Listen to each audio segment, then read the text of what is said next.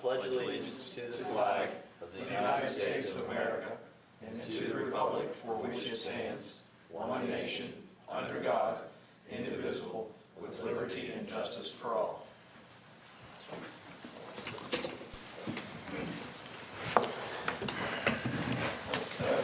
Gentlemen, are there any additions or deletions to the agenda? No, sir. Is there a motion to approve the minutes from our last public business meeting? So moved. Second. All in favor? Aye. Alrighty, item number 1, we have a manufacturer's tax exemption. Mr. Rudd. Yes, we do this every year for AES. They're the only entity really left, manufacturing entity that's required to pay a tax or entitled to an exemption. The county eliminated it for all the other manufacturing a number of years ago, but energy production is a unique animal under state law. So anyway, it's been reviewed by the finance department, and it seems appropriate, so we recommend the approval. Great. Any discussion? Nope, let's make it happen. I'll make a motion. We'll do it. Is there a second? Second. All in favor? Thank you. Item number 2, enterprise zone recertification. Mr. Diaz.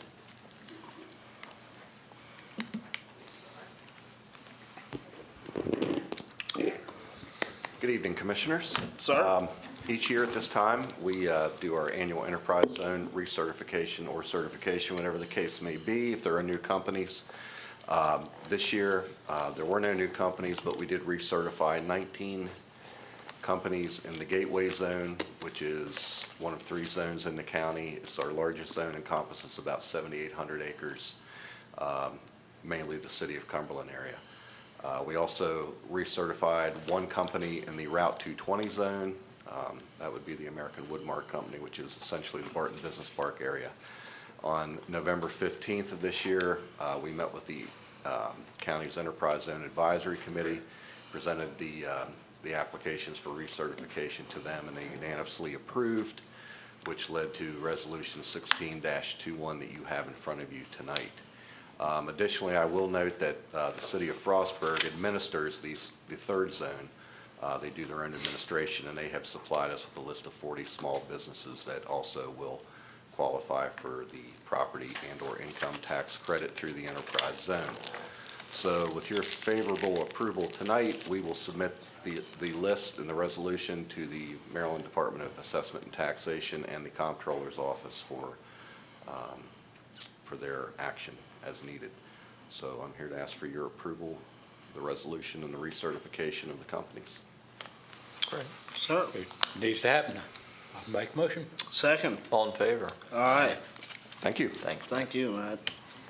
Item number 3, we have another Community Enhancement Program grant, this one to the town of Barton. Mr. Nedved. You've got 2 minutes. All right.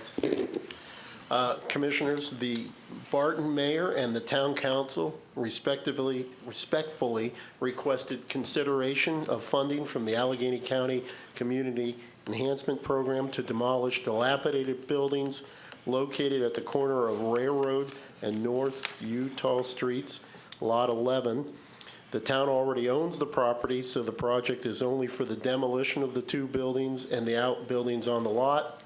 Once the demolition work is completed, the town plans to construct a new maintenance facility at the location. The town of Barton is requesting $8,500 for the demolition of the properties. As per the approved guidelines for the program, grant amounts below $15,000 do not require a match. And let's see. And also per the approved guidelines, Allegheny County will only reimburse funds spent and will not advance funds. And the program uses the revolving building funds as a source of funds. I'm here before you asking that the board approve giving the town of Barton $8,500 from the Allegheny County Community Enhancement Program. Great. Is there any discussion?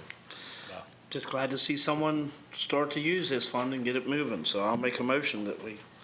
Second, that building has to go, that's for sure. All in favor? Aye. Thank you, Commissioners. Thank you. Item number 4, we have an update on the Allegheny County Board of Ed Capital Improvement Program. fiscal year 18. Mr. Patterson. Evening. Every year about this time, I come before you and ask for your approval or blessing upon the Board of Education's capital improvement plan. This year, there are two projects requesting local funding for fiscal year 18, one being Allegany High School, which, as you know, is under construction. Our local funding's in place for that project. The other one is for the Mount Savage roof replacement project. That one appeared last year, partially funded locally. They did not receive state funds last year. They're applying again this year, and they need our local support for that project. So before you, I have a request to approve the board CIP. Great. So moved. Second. All in favor? Aye. Thank you very much. Thanks, Adam. Item number 5, we have Maryland Rural Legacy 2017 Program Agreement. Go ahead and overview yours, great. Mr. Dorsey. Good afternoon. Early this year, you approved a list of 5 properties we sent to Rural Legacy. And in October, the Board of Public Works awarded the county $862,000 to pursue these easements. I would like your approval for Commissioner Shade to sign that agreement with the Department of Natural Resources. Any discussion? Oh, there's a lot of discussion. I still feel Don't get him strongly started. against this from a county that is almost 30% owned by the state, and they're targeting areas where there could be some value. I am not for this. I won't make a motion or second it or vote in favor of this, so. Is there a motion? Make a motion. A second? All in favor? Aye.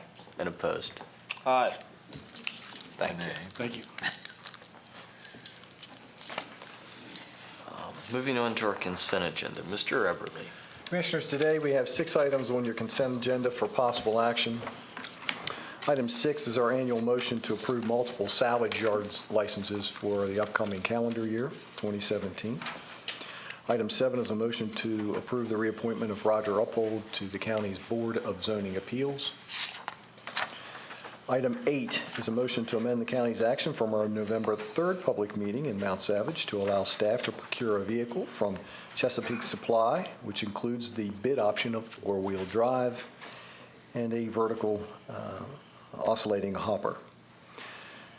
Item number 9 is a motion to approve the county's receipt of grant funds in the amount of $39,520 from the Governor's Office of Crime Control and Prevention to help support the priority offender prosecution position and the local warrant sweep program.